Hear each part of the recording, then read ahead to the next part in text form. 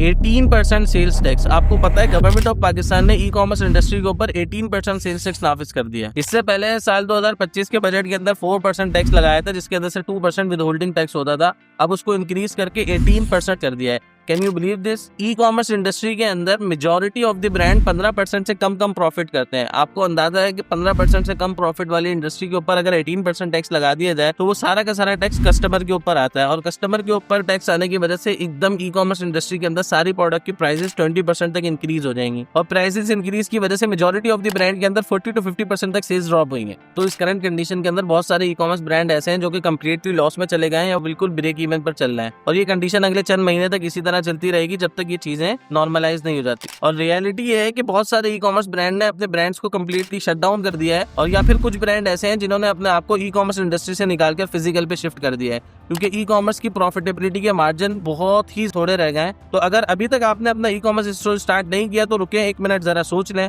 कहीं ऐसा तो नहीं कि आप कोई गलत फैसला करने वाले हैं।